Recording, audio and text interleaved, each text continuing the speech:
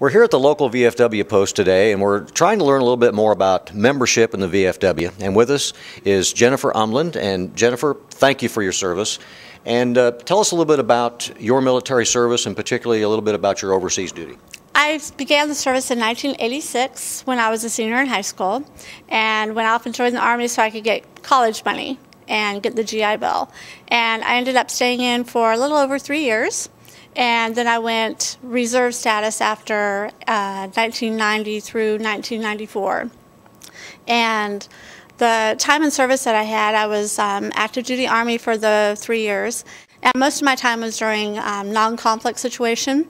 And my job as a medic, a combat medical specialist, was to help take care of my guys, the flight crew, the pilots, the crew chiefs, and help keep them healthy and keep them able to perform their mission. It looks to me like you're in the medical field. You're out of the service and you've come back home to join the VFW post. You're a new member. Why did you join, and what are you seeing so far as the benefits of being a member of the VFW post? Well, one of the big benefits that I found with military service in general was the education that you could get, and that's how I went on to become a nurse. But there's also medical benefits, huge medical benefits, that veterans can help veterans, whereas you can go on and get vision benefits and hearing aid benefits, and there's numerous things that are out there for veterans, and they just don't need to be afraid to go ahead and ask and get those benefits. They're out there. They need to go ahead and take advantage of them. Now, being a member of the VFW, offers some other opportunities for you as well. And what about sharing thoughts and experiences and things like that? How important is that to you as a member of the VFW post? Definitely. As a veteran, you experience things that other people in the civilian world don't really experience.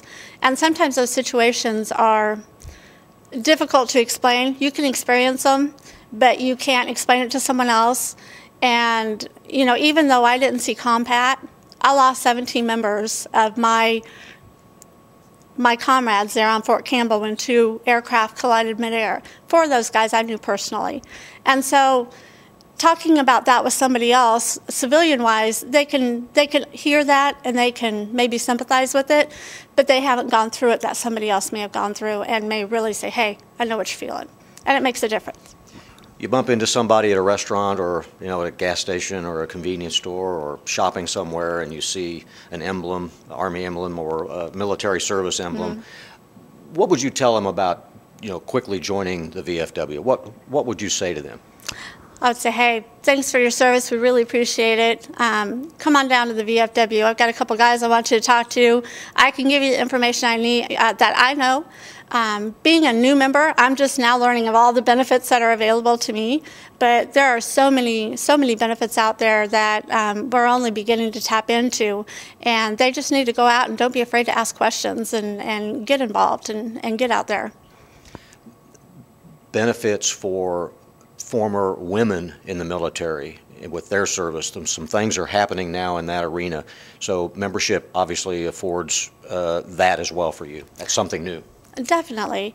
As a female, we're kind of the minority, and as also a younger member, I'm also a minority. But we need to be the healthy voice for the VFW and for soldiers and for comrades, and we need to get out there and find out what's available. And there's new things coming up, and there's new things every day that we realize that, hey, we need this, and we can step up and help out and get those benefits approved and get that going for the comrades.